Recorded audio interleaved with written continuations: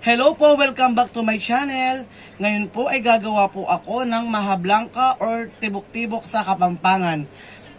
Ang unang ilalagay ko pong sangkap ay 1 can gata or coconut milk.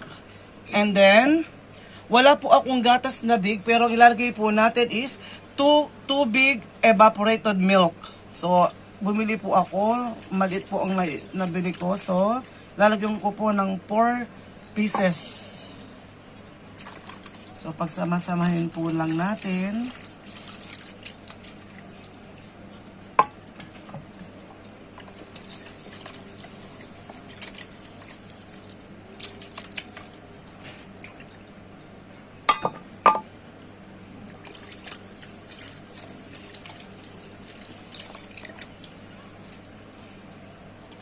So, patapos po nito, lagyan po natin siya ng... So, ngayon po, lalagyan po natin siya ng 400 ml sugar.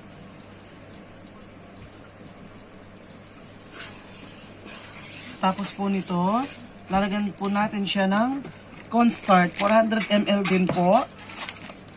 So, lalagyan po natin uli siya ng 400 ml cornstarch.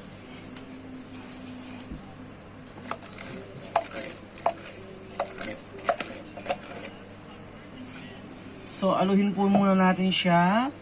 And then, lagay na po natin ang ating corn or mais. Ito po ay 1 can big corn. Whole corn po itong lalagay natin mga mamshi. So, ngayon po, atin na pong lulutuin ang ating Maja Blanca. Aluhin po natin siya mabuti. I-mix well po natin siya. So, ngayon po, atin na pong isalang sa ating kalan. By the way po pala, pinagsama-sama ko na po ang ating mga sangkap lahat para madali po nyong malaman or wala po kayong makakalimutan na sangkap. So, tara na po, atin na pong iluluto.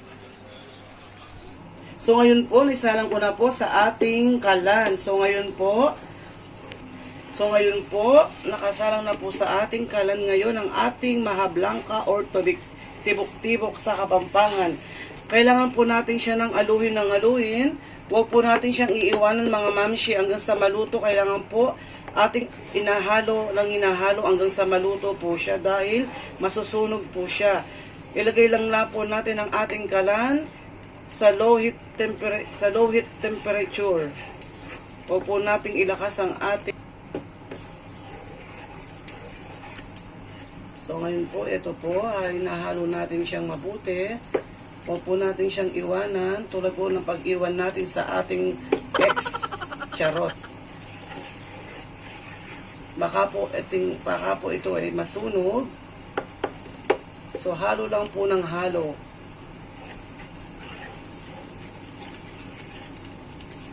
So, ito po, inahalo na po natin siyang mabuti.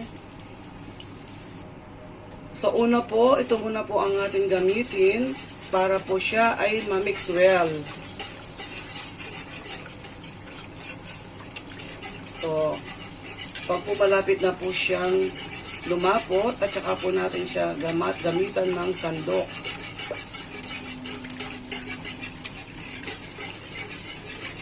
Ito na po. Mali-mix well na po natin siya, mga mamshi.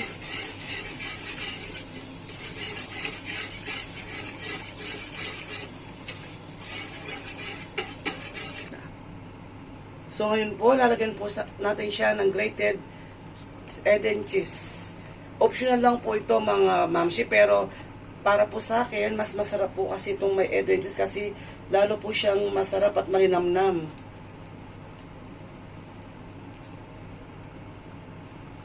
Nilagyan na po natin siya ng egg and cheese.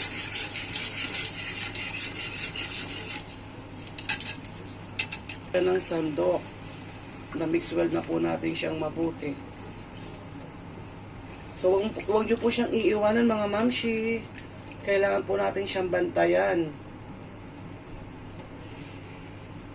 Tulad po ng pagbantay natin sa ating asawa at ex. Ay, charot.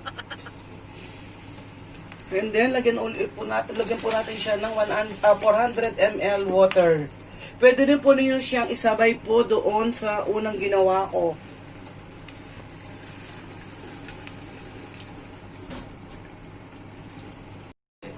Ito po mga mamshi, malapit na po siyang maluto. Di ba po? Madali lang po siyang maluto.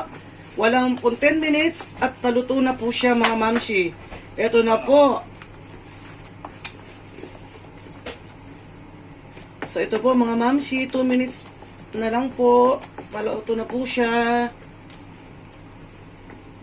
A few moments later. Mga mamshi, luto na po ang ating Maja Blanca or Tibok-Tibok sa Kapampangan. So, ilalagay na po natin siya sa lalagyan.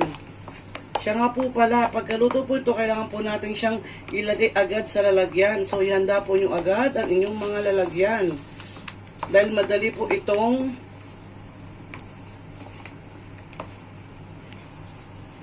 mamshi, para alam po ninyo kung luto na po ang ating tibok-tibok or Maja Blanca. Pag po wala na siyang bubbles, ibig po sabihin luto na siya. Pero pag po nagbabubbles pa po siya ng maigi, hindi pa po siya ganun luto. So yun po mga mamsi, luto na po ang ating Maja Blanca, wala na po siyang bubbles. So, alisin na po natin siya sa ating kalan, isasalin na po natin siya sa ating lalagyan.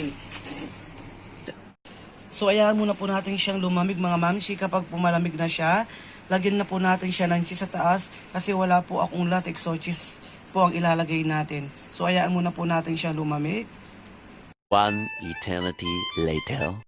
So, ngayon po, lumamig na po ang ating Maja Blanca or tibok-tibok sa Kapampangan. Lagyan na po natin siya ng Eden cheese.